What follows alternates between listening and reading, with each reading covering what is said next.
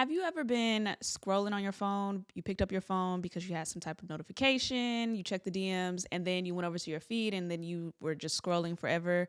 And some time passed and you realize, oh man, I'm still on my phone. And then a little more time passes and it's been 30 minutes, maybe even an hour, and you're still scrolling.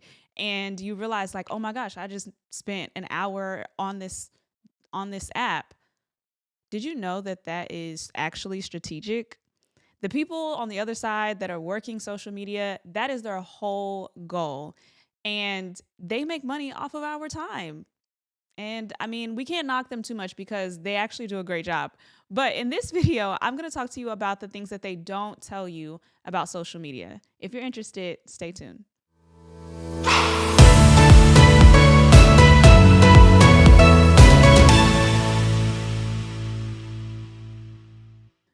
Hey girls, welcome back to another video. I am Jasmine Nicole. If you're new here, welcome. Please subscribe below so that you don't miss another video, girl, and you can get joined in and caught up. I release videos every week, so make sure that you are up to date so that you are not behind on the content that's being released on this channel. Today, y'all, we're talking all about social media, and more so the things that they don't tell you about social media. Okay, so I want to preface that I am not a social media basher. Okay, I think social media is dope. I think that it has some really great tools. I use social media. I mean, I'm not knocking it, but I am going to say that social media is super powerful. It comes with so many tools, so many features. We literally have so much power at our fingertips, and it's accessible to everybody, young and old, all across the nation, right? All across the world, excuse me. So, with that, there's some cons that's going to come with that. And that's just with anything. And so today we're going to kind of talk about that.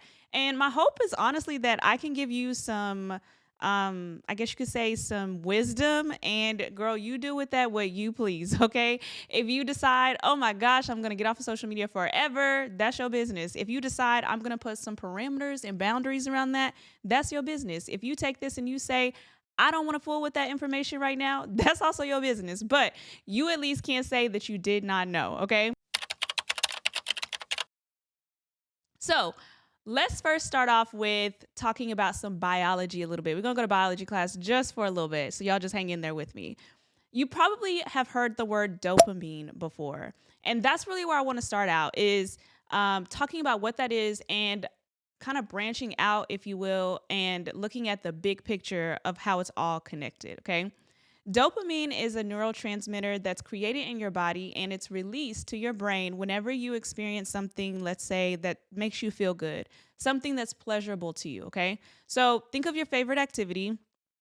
It could be shopping, it could be hanging out with your friends, singing your favorite song. um, I don't know, whatever it is. That feeling that you get is letting your body know, hey, we like this. Okay. And we want more of this. And that's why dopamine is important because it helps us to regulate ourselves and also to know, hey, I enjoy doing this. I want to get some more of this. I want to feel this feeling some more.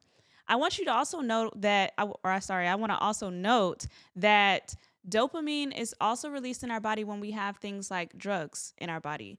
Again, it's something that feels good. Okay. So that's how addiction can come in. Y'all see where I'm going? Hopefully.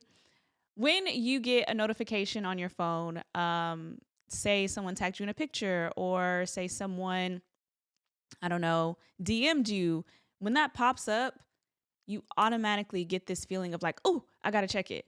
And when you do, you get this feeling, this release of dopamine. And what that does is it tells your body, hey, we want more of this. And that's where we get in trouble, is because we keep wanting more and they know that. Okay. So I want to talk to you about some facts tied into social media, how that affects your body, and also what you can do about it. Girl, did you know that they monitor how long you spend looking at content? Not just in general, but have you noticed that there have been more ads that are being suggested, or you're like, I don't even follow this person. Like, how did this end up on my feed, right? Or I don't even know them. How did they even find me? How all that? That's all strategic. So, say there's an ad that pops up that's a suggestion, and you looking at it are like, what is this? I think I like it, or it's interesting. They're monitoring all that time. Okay. So, that sends them a sign that, oh, she likes this content. We're going to send her more. They're monitoring that too. They also are monitoring what you search, they're monitoring who you follow, things that pique your interest. They can also, I read, kind of gauge your mood too. That's kind of scary. So, how do they do that? Well, when you're searching things, say when you're sad or you're depressed or you're in a funk, you might notice that some of your content is kind of all similar, and they notice those trends too. Doesn't work with everybody, but for some people it does. And they're able to use that information to send you more things that feed into the mood that you're in. That's wild, right? Some other facts about social media are that they are really good about sending you fake news. So I don't know about y'all, but I'm gonna be real. Some stuff that comes across my feed, like I can't even tell what's actually real. Like the headline looks so real, the graphics look legit. You know what I mean? You check the source, but it's like clickbait. It literally seems like something that's real, and you don't know for sure, but it seems like it. So you click on it or you're reading it, and once you read it, it's really hard to forget something. You just automatically assume that, hey, this is true information, right? Well, that's strategic. Think about your own beliefs.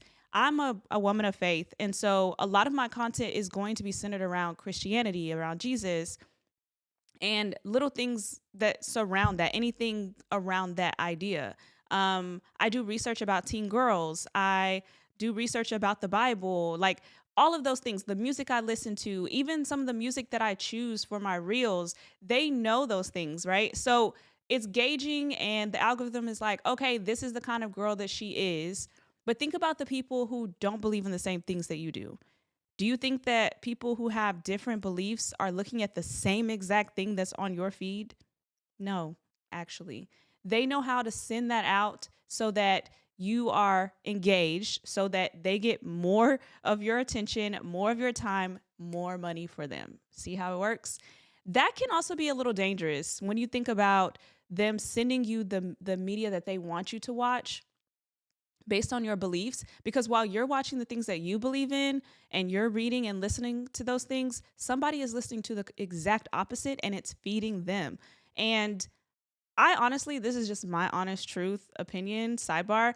I really hope that that doesn't get used against us, and we're not like fighting one another because everything I see on my feed is saying this, and everything you see on your feed is saying this, and it's literally contrary. And so now we're big beefing because you are attacking me, and so I feel like I have to attack you, kind of thing. I really hope that that doesn't happen, but honestly, with the way things are going, girl, is not. I don't put it past them. I watched a documentary, like I said, on Netflix called The Social Dilemma. And it really, really stuck with me, not just for me, but also for the girls that I mentor. And as you know, I have a passion for reaching the teen girls of this world, because I know what it was like to be a teen girl, and I know the things that I missed out on. And I'm really, really passionate about understanding what it is that they need and giving that to them. And also just thinking about my own prior experience in life. I really I was really torn when I heard the statistics about how social media has really impacted our youth. If you were born after 96, you probably went to middle school with social media. And that was the first generation. Gen Z was the first generation to have that in middle school. And you really don't realize how, and not just you, but people don't realize how developmentally important, my goodness, those years are for you. In middle school, there's so much that's happening with your identity, with just building relationship, understanding social cues. There, you're getting a little bit more independence. You know, you're not in elementary school where your parents have to walk you everywhere. You're building friendships, having more in-depth conversations. There's so much that's transpiring. Your brain is changing and growing, and social media was like the thing to have. And I mean, I guess it still is. And so that really warped a lot of the development in the mind that was going on in the youth. And I would honestly say that it's still doing that today, if we want to be honest. But y'all, these statistics really blew my mind. Listen to this. This study covered 2009 to 2015. But these numbers are only going higher. So what I'm about to tell you may seem like old news, but it's old news, but it's not better today. It's actually worse. So the statistics showed that girls aged 15 through 19 who were hospitalized for something that was a non-fatal self-harm, so they harmed themselves, but they were still alive afterwards, that rose 62%. For girls who were 10 to 14 years of age, it rose 189%. Worse than that, the suicide rates of girls ages 15 through 19 rose 70%. And the girls ages 10 to 14, it rose 151%.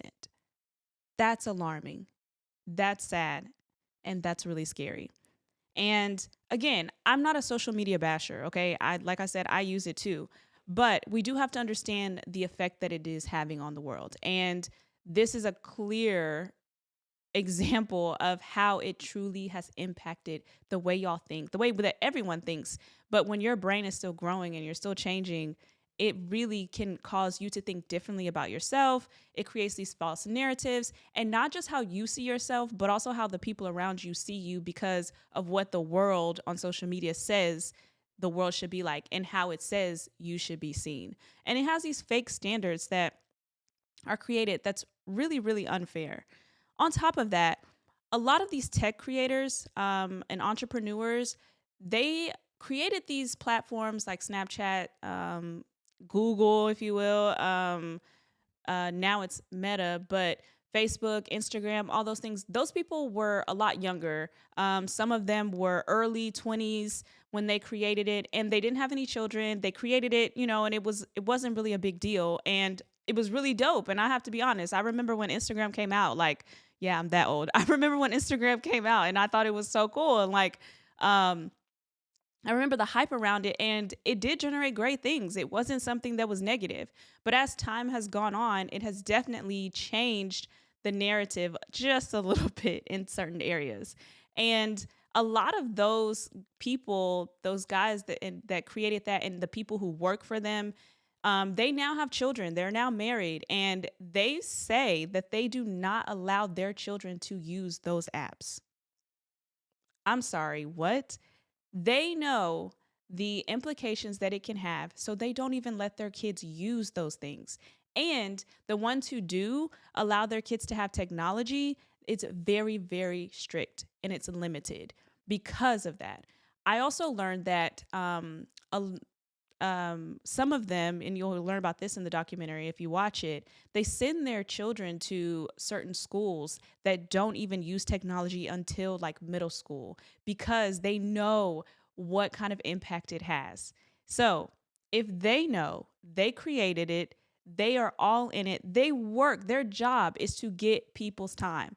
They know how much it can really steal from a child. They know how much time it steals, but also your creativity, your processing. So much is impacted when you spend so much time scrolling or just on technology, period. And it really just sucks those things away from you.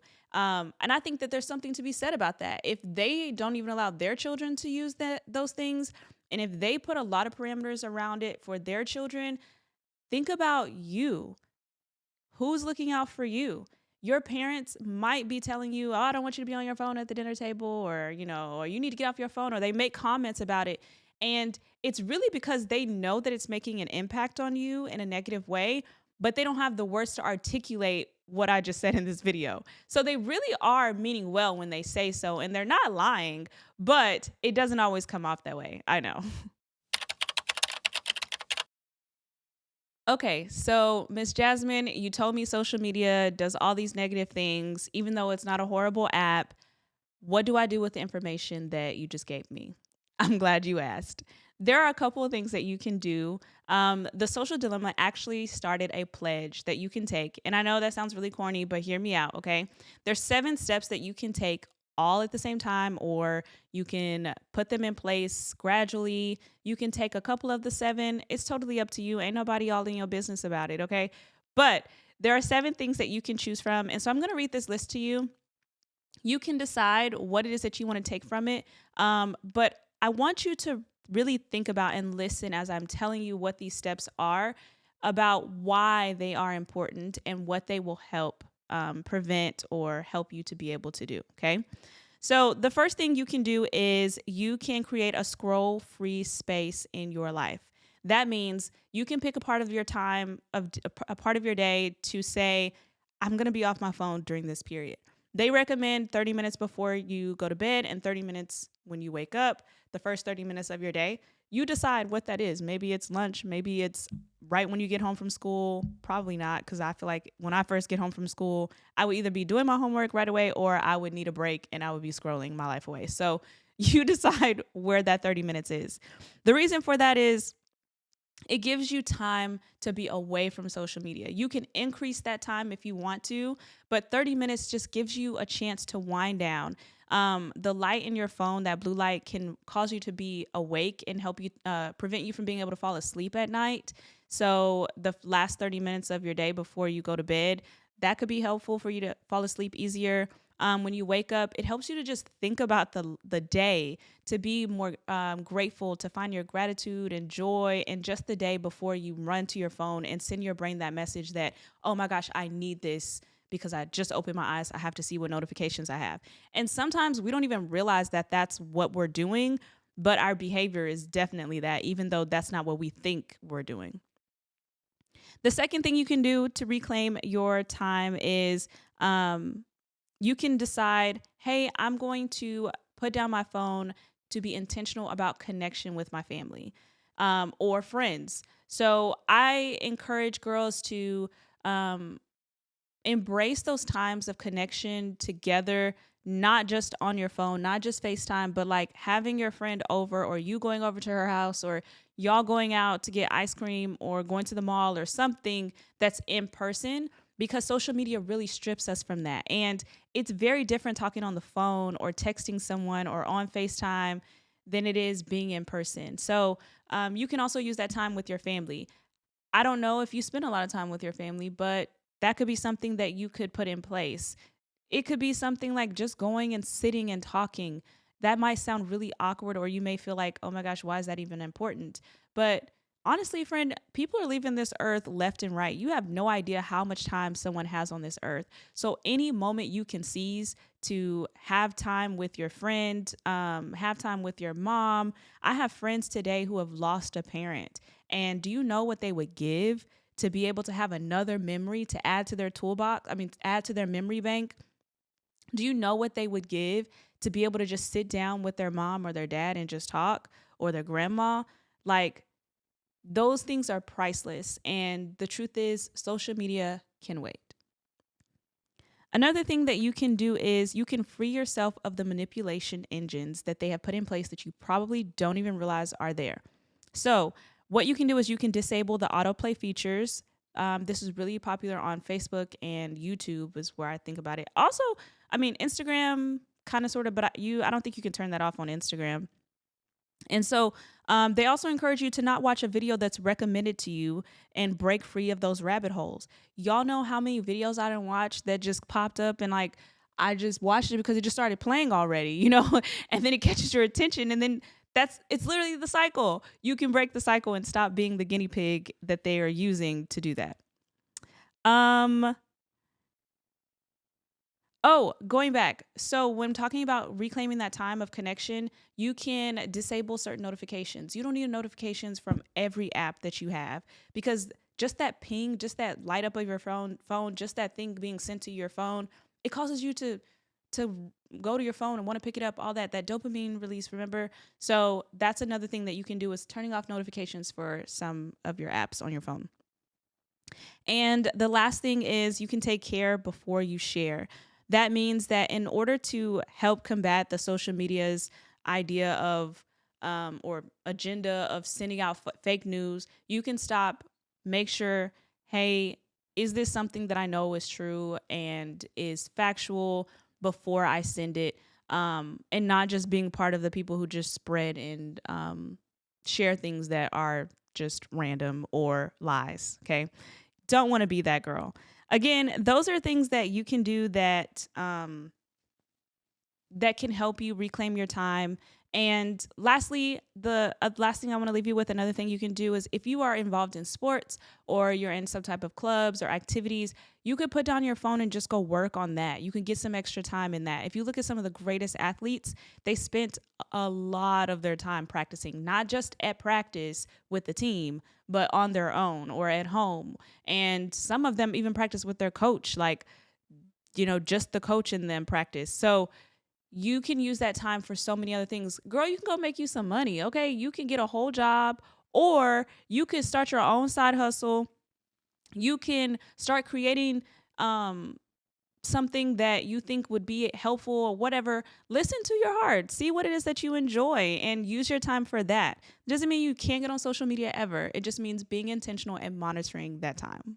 I hope that this information in this video was somewhat insightful to you. Hopefully it's helpful to you. And I hope that you break free from the manipulation and the holes that they have on us from social media. I know that it's something that gets me too. And I have to work to make sure that I am intentional so that I don't fall into those loopholes as well.